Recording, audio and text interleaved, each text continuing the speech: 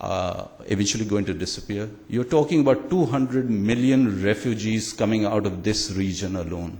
At the moment, the world has 9 million refugees. We can't manage them.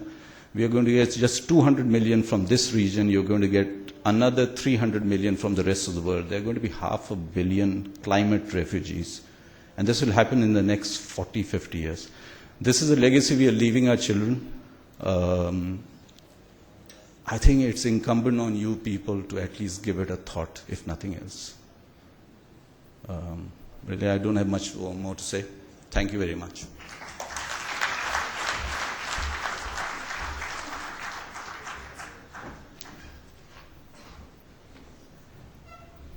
Sarfraz Saab, thank you very much. If I could place you as the reality check, it is really a harsh reality and a very sad one. And once again, as we say, if you paid attention through Omar's presentation, it's extremely pertinent that it is extremely late for us to go back. I mean, it's impossible to go back, but let's at least try and salvage what we have. And a woman, the gentleman here in the earlier session had said, you know, let's educate our kids in school, and my retort was, let's start at home. So let us start at home. Let us not waste what ample resources we have at our luxury, and let's use them as a necessity. Before I invite Mr. Adnan Zaman onto stage to help me distribute the plaques for the session, let me just give you a reminder. You have feedback forms. While we're going through the plaque distribution ceremony, if we can please request you to take a few moments and just fill in the feedback forms. And once you're done, I'll request an usher or two to come and collect them. These feedback forms are extremely pertinent for ICAP and for TerraBiz.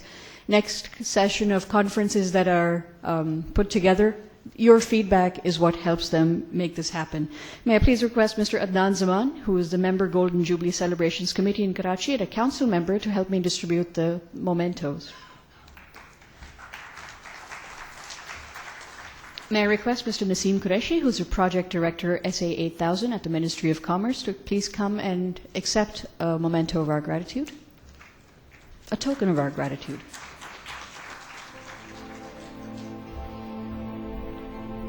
Sarfraz Saab, the fact that they're not applauding is your fault.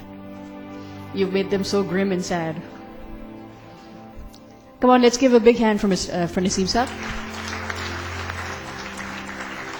May I please request Omar Malik, who's the co-founder of Carbon Services, to come and accept a token of our gratitude.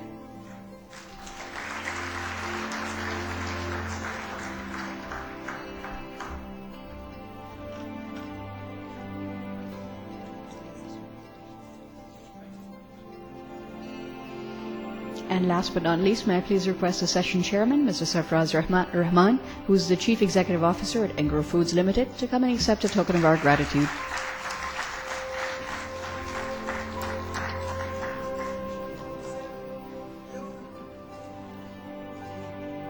Just imagine they want you to make a big smile. Thank you very much, sir. While they set up the stage for the next panel discussion, once again, if we could take a few moments just to fill in the feedback forms, it'll just give us 2 minutes, and we'll have the next session running. The next panel discussion, which is actually the final panel discussion for this phenomenal conference, is a panel discussion on Sharia compliance standards and social responsibility.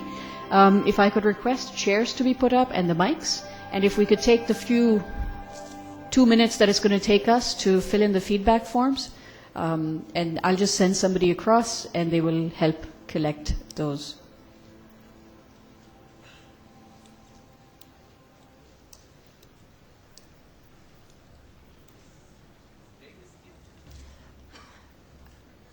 All right, sir.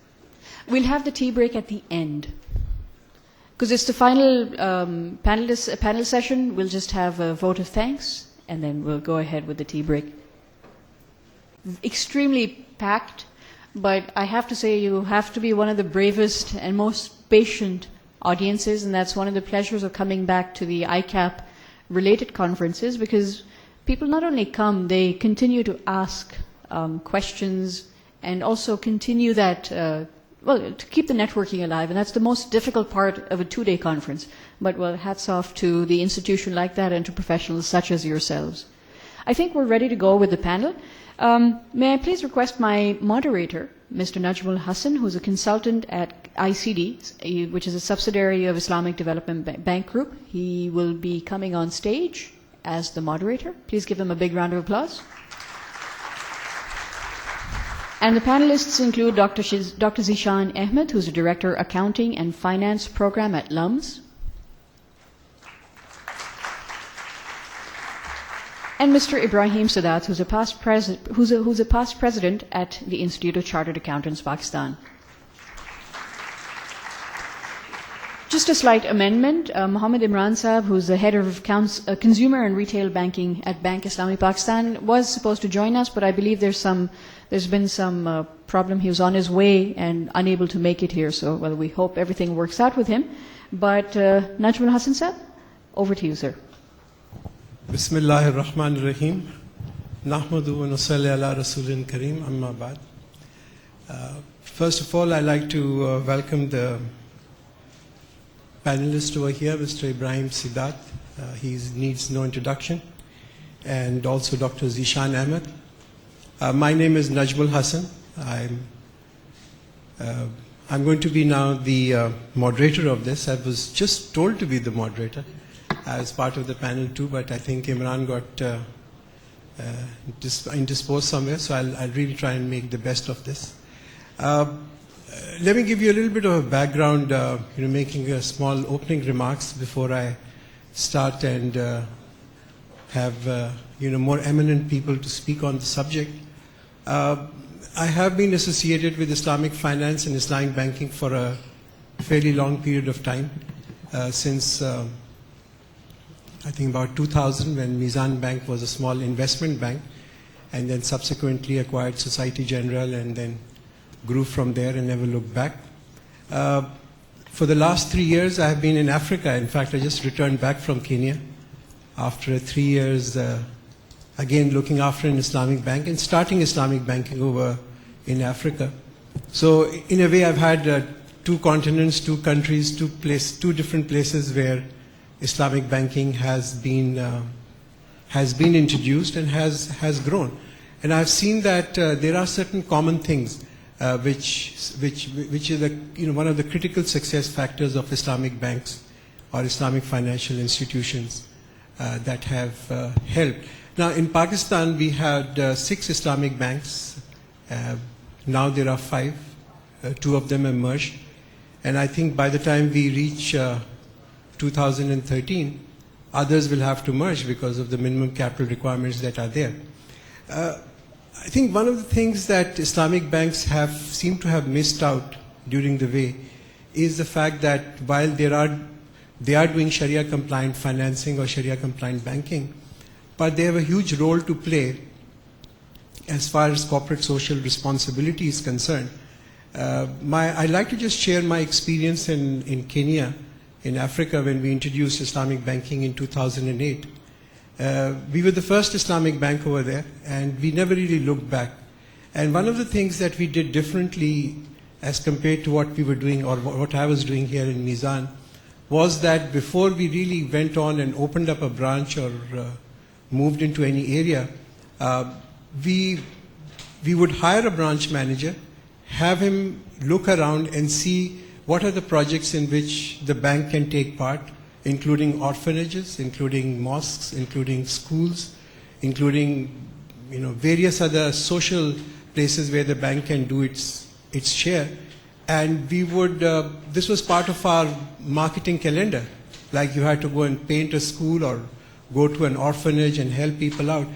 And I think that's what helped to build the kind of goodwill that is needed for this, this kind of a business to be introduced.